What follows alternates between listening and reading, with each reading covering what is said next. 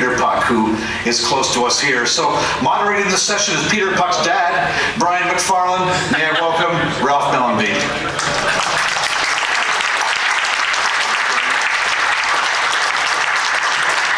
Come on up here, Ralph, all the way from Niagara on the Lake. Get up. Good, best check you ever had. You need a hand getting up here, old fella? No, I don't need a hand. Okay. Get a microphone there. Get Ronnie's mic. It's working well, I think. This one? No, this This one here, okay. 1, 2, 3, testing. Can you hear Oh, me? there. See, you can tell he's a broadcaster right off the bat. Ralph and I go back. I like the jacket. I love the jacket.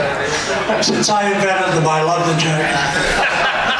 I think it was 1960, the CBS year, when we did games out of Detroit, and you were a young fellow working somewhere there. Yeah, I was first met Brian. I was working on a freelance basis at the Olympia in Detroit as a cameraman. I did a lot of jobs before I got going, and I walked out and I said, I'm a Canadian too, Brian, and he was on Palmer, was that the guy's name? No, Fred Cusick. Fred Cusick, and I said, Mr. McFarlane, imagine that, Mr. McFarlane, would you, I'm Ralph Mellanby, and I'm working camera 3, but just want to say hello. He never remembered it. When I met him in Montreal years later, going to work again, he never remembered it, but it was a big thrill for me. So that was 59, I think. 59-60 season, the day the Montreal got traded to the New York Rangers. That was yeah, big deal. And that was great fun. We did the things on skates. Then we were at CFCF TV in Montreal. Yeah, worked together.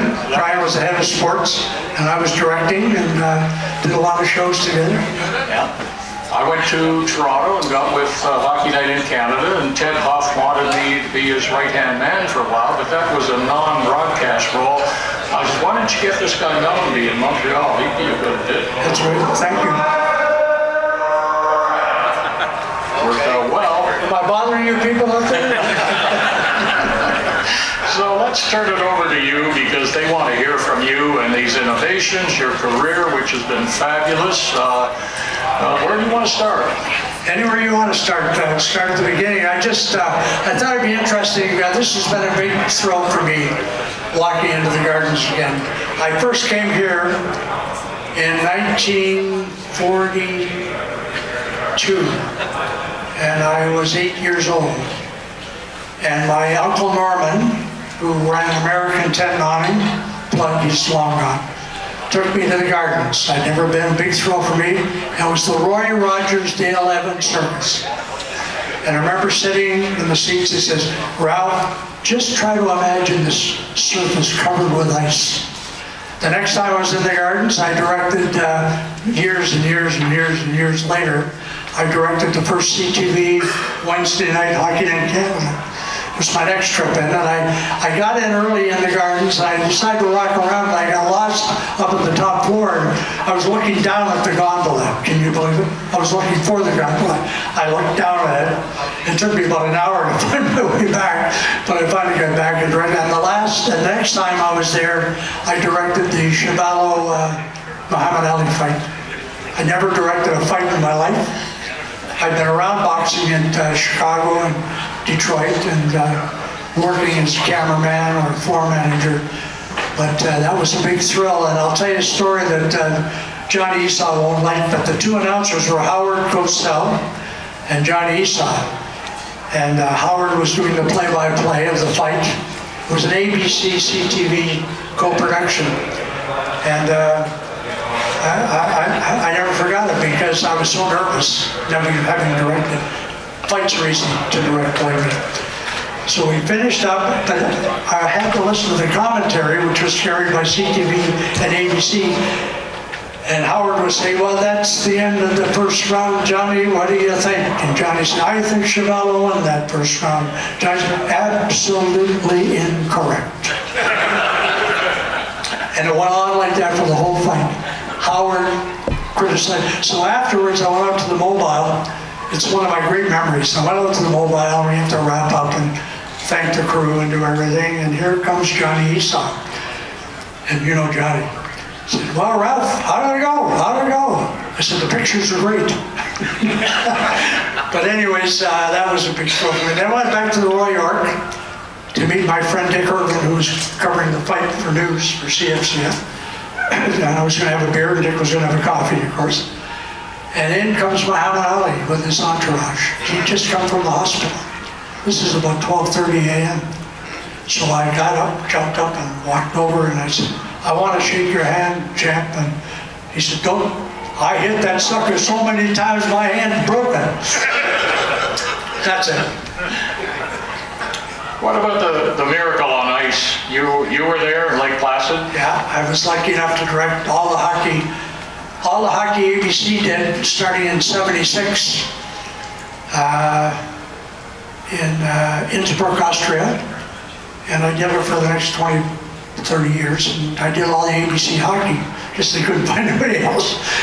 And after '76, I did the basketball for ABC at the Montreal Olympics. And then '80 came up, and of course they wanted me back, and I said, fine, I'll direct it.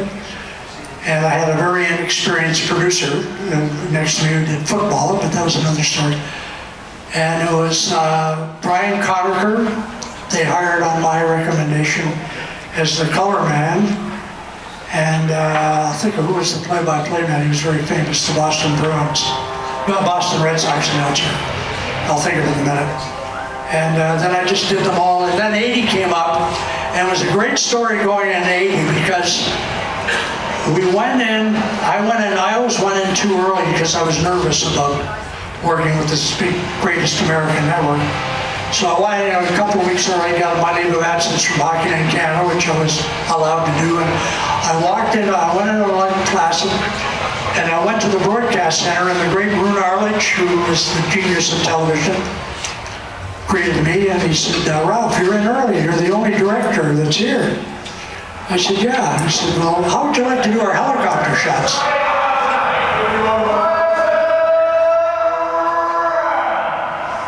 Anyways, I said, sure, I'll be happy to. Never having done anything like that. I got in a helicopter with this famous cameraman. The side was open. I was in a seatbelt, and I was so nervous, I almost peaked. I was so nervous. We did all the helicopter shots down the ski jump, down over this, over the old village, over all this stuff. Finally got back, and I didn't direct a thing. I just sat there, where are we going next? Where are we going next? I got back to the broadcast center, and Roone Arledge cornered me and said, Ralph, you did a great job directing those helicopter shots. Then we got to the arena, and we did our preparation, and it was Kenny Dryden, and Al Michaels was a rookie. It was his first time, and he depended on his director a lot. And we got going, and but before we started, we went to the broadcast center to watch an exhibition game. You guys, ladies, maybe don't remember this. The American Olympic team played the Russian team in Madison Square Garden. And I think the final score was 11-3. And, sorry. So I said, I think we should wait. You okay? Yeah, I'm okay. I want to listen to this. I think you guys should stand up, shouldn't you?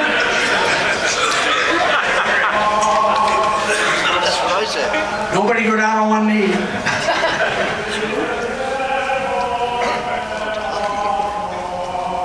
Girls hockey.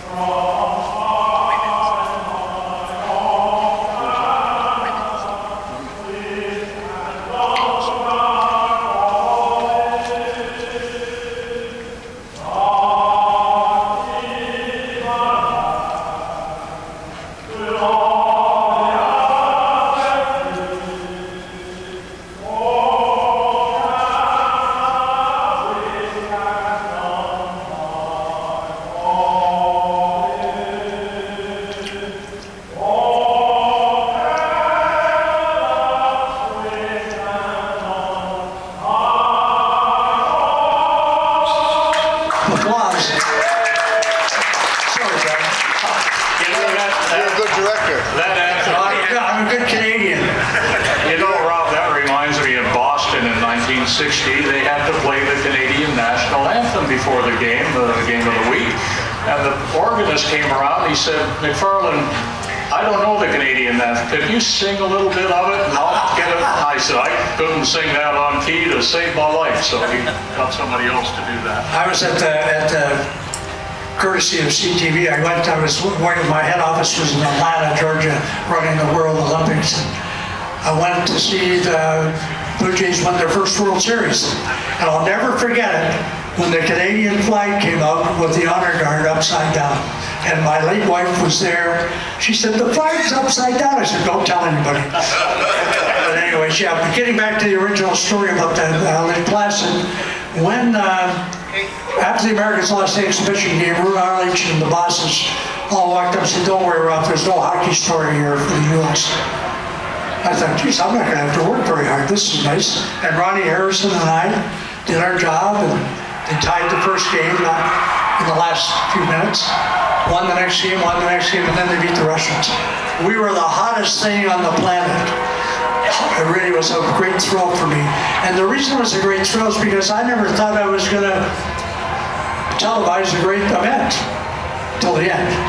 And it was fantastic what happened there. That's one of the greatest thrills of my life, because it was unexpected. But was the last game televised nationally, or was it? Televised nationally in Canada. So was the Miracle on Ice, live, tape delayed in the United States, because they thought it wasn't worth televising. So all the Canadians saw it live, and the Americans saw it at 8 o'clock at night. Now, I'm sure they'd like to hear about some of the talent, as you used to call it, like the play-by-play guys, the Hewitts and Danny Gallivan. You've got dozens of stories about those guys. I think next year you should get another venue. I'm very proud of that. This is my 60th year coming up in the business. And Cheryl, my daughter, who's sitting over there, throws me a party. But I have worked in hockey with now, including yourself, 13 members of the Hockey Hall of Fame. It's a lot. And then the other work I did, Olympics, baseball with Tony Kubek, and football with Johnny Isa and Stoop. And I've got 20 other guys that are in Halls of Fame. So that's 33 announcers. And every one of them, believe me, Fred Cusick was the guy in my first Olympics from Boston. Every one of them was different. Everyone had their own unusual quirks. But of all of them, I can tell you right now, this guy was the most prepared, most professional I ever worked with. Because, I'll tell you why. Because I coached him to do it. He could do play-by-play, he could do color, which he did for years with Bill Hewitt. He hosted in Montreal, in Winnipeg, in Edmonton. And he also was the most creative guy I had, because he gave me ideas and worked on shows like Showdown and Howie Meeker's Hockey Pro Tips and all this stuff. Brian was very bright and very creative. And when I needed an idea and a voiceover, he was the guy. But you should have told me to keep my mouth shut when Ballard's name came up. Oh, that's a great story. Can I tell that story? Which one is that? I got a call one day from my boss. He said, "Brian McFarlane's been fired."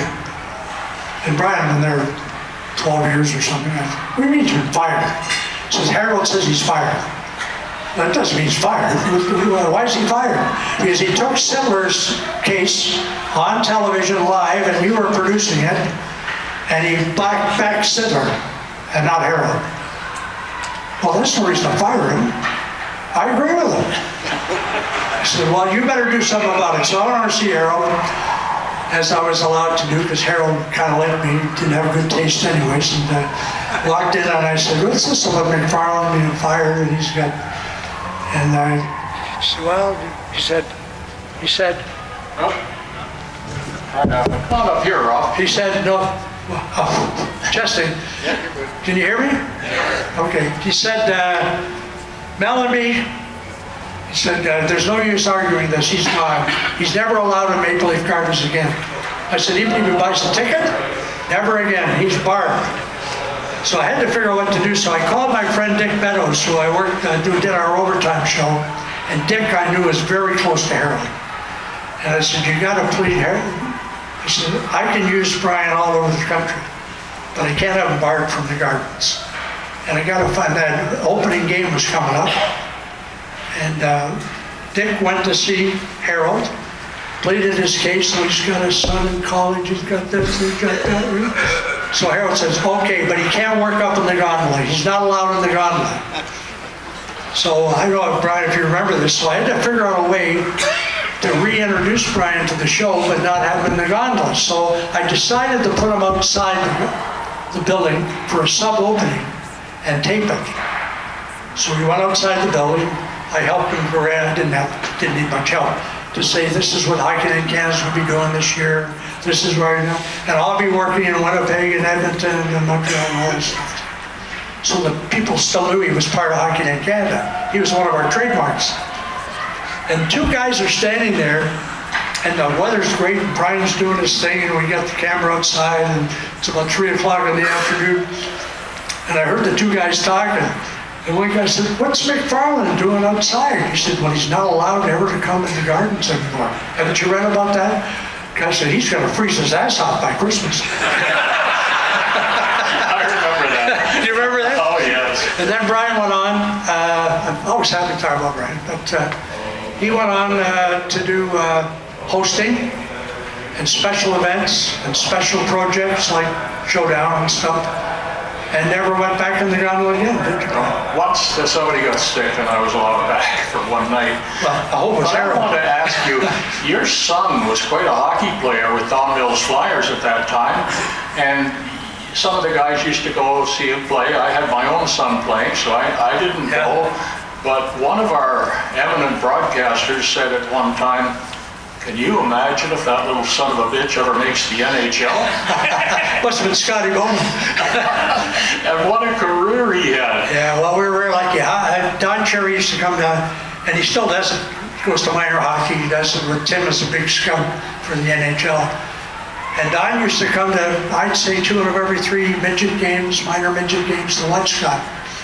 And he kept telling me, because Scott was a late bloomer, and even though he played with Peter Zezel and all these great players and Don Mills and Etobicoke, my dream was he'd be a college player, which he turned into me.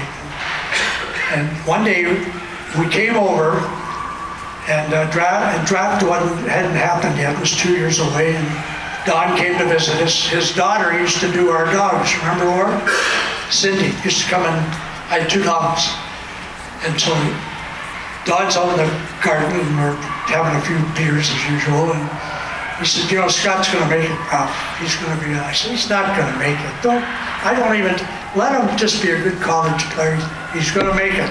And I'll tell you what I'm going to do right now, before he makes it. I'm going to teach him how to fight. Now, with Don Cherry in the garden, all the neighbors are looking.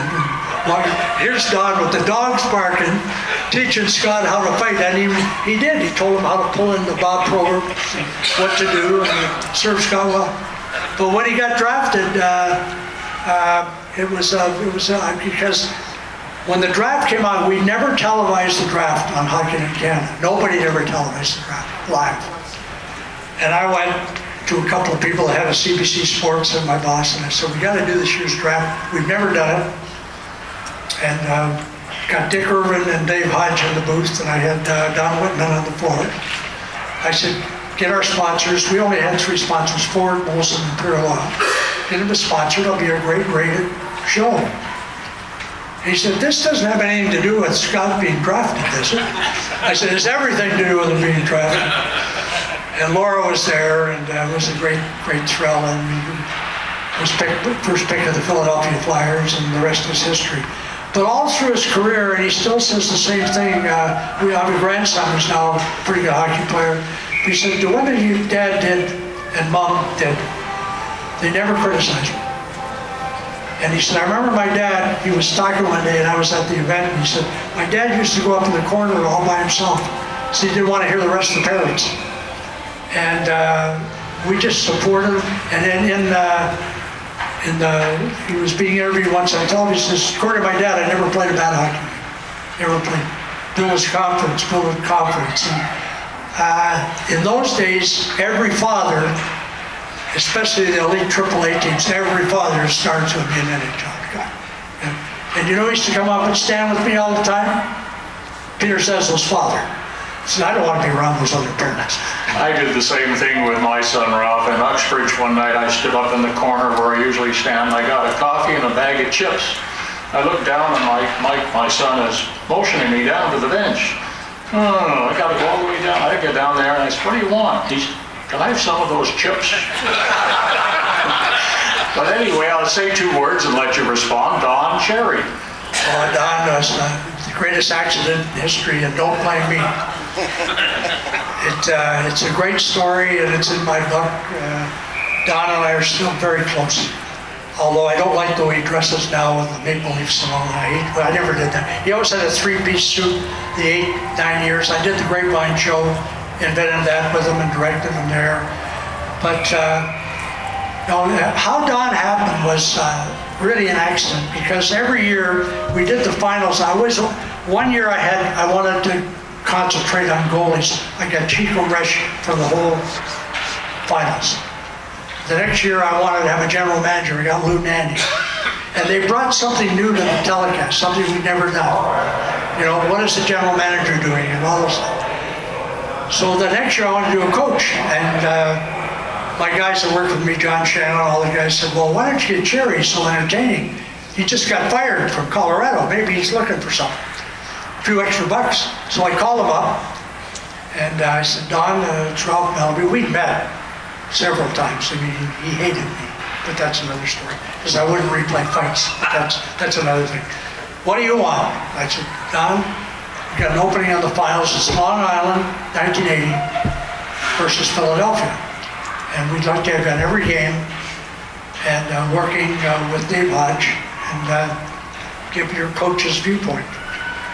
And I like to put a label on everything. Like, was the goalies something with this and blue? So he said, I'll call in section for the playoffs coach's corner. Still there. So Don said, well, how much does it pay? I said, I'll give you $500 a show. Now he makes millions, but that was a lot of money. 500 times 7. I said, well, I can't guarantee it's going 7. But he said, guarantee me the money for 7 games. This is Don. That's only Don can be. He's very honest and very, very nice. I'll give you the $500 for 7 games. He said, Rose is going to love this. Rose is going to love this. Get a little money on the side. He showed up. In his blue suit, I told him I wanted. He said, oh, I do have to wear that goddamn jacket. I said, no, you wear nice suits. Dress up. He was a great dresser. He come in this 3-piece suit. And we started out. And I'll tell you, after the first segment of Coach's Corner, we blew the roof off the mail. Everybody was complaining. All the general managers were calling me. Everybody was complaining. How could you put that idiot on? Biggest was Harry Sinden and fired him. Ralph, you see, better how much it meant to when I was through hockey in camp. I said, boy, I really got something good here. So we went through the series and we sat out, and it was the only series I ever took Scout to with a thumb, and sent them to bed and sat out for about 3 hours in the garden, in the hotel, talked, and I said, you know, Don, and believe me, you have to believe me, I never thought this would ever happen. I said, if you're really good on television, if you don't get a job, because Harold has told me he's going to hire me. If you don't get a job, I thought he had a job. Give me a call and maybe we can put you in on Hockey in Canada. I already had Howie Meeker, who gave me more problems than anybody. I didn't need another Howie Meeker. He said, okay, 3 weeks before the season started, 80-81 season. Ralph, it's Don. Oh, yeah, Don. Well, I don't have a job. Guess I'm coming on, eh?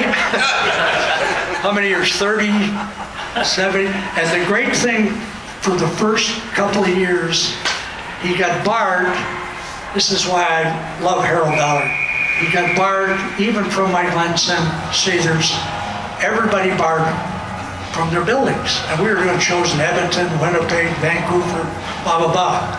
So I thought, so I went to Harold and I said, and I knew how Harold hated the Jewish owners.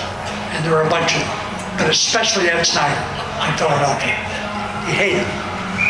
I said, you know, he's been barred. He said, well, some of the guys said, well, the guy in Boston, that Jew. And I said, and Ed Snyder. Well, I'll tell you this, can you put him up on that bird? It's a satellite. I said, yeah, he's always welcome at Maple Leaf Gardens. For the next 2 years, Don did all the stuff on it.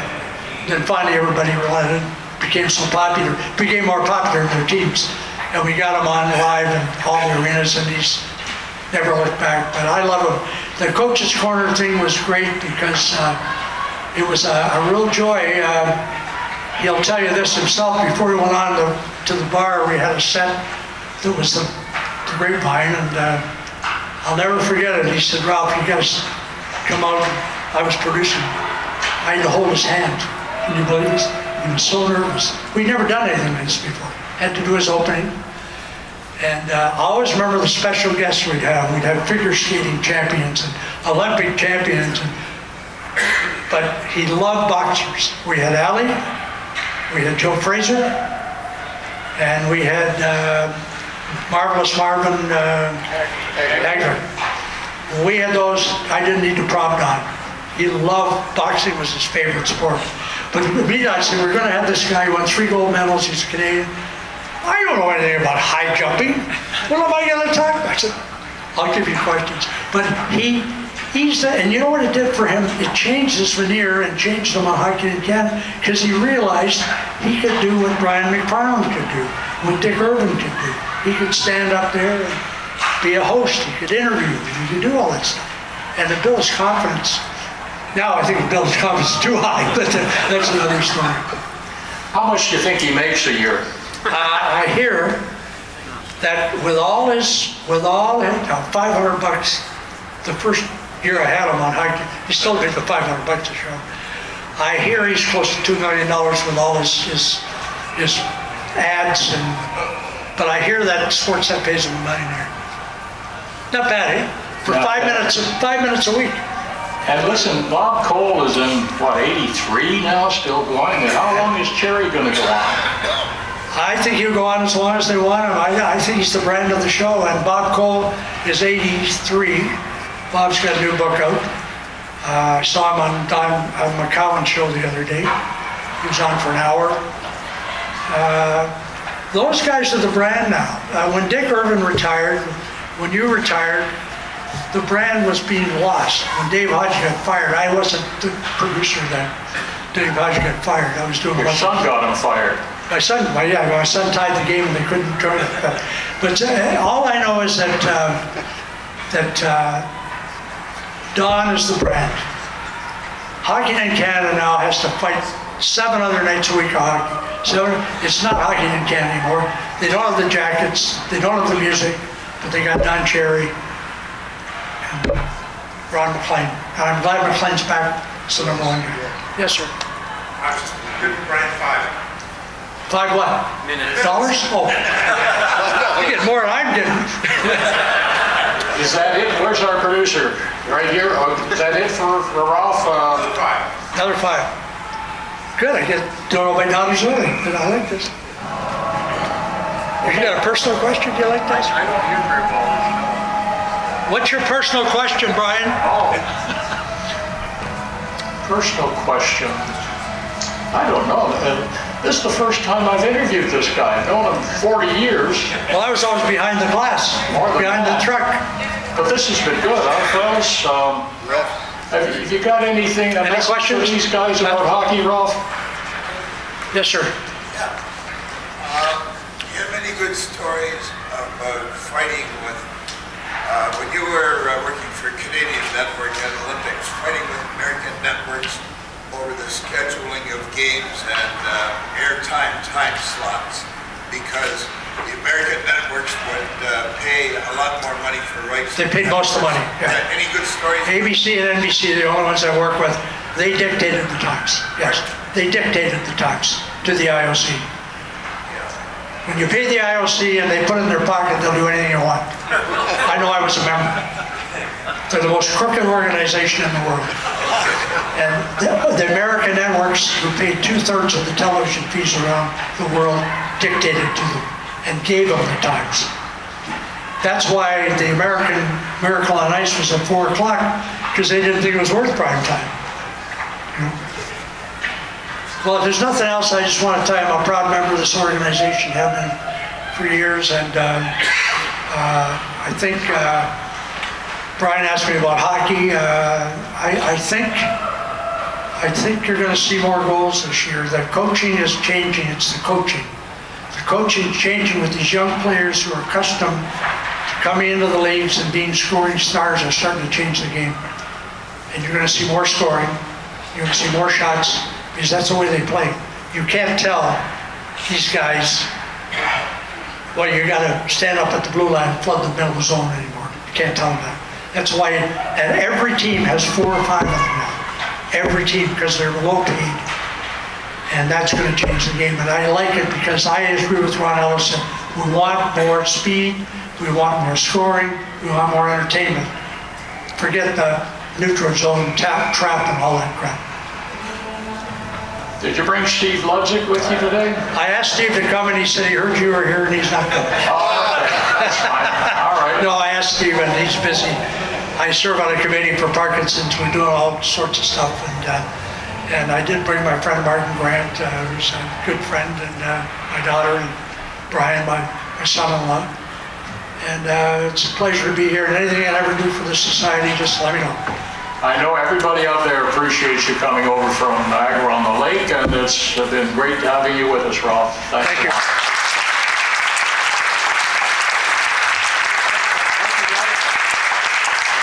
I got something for you.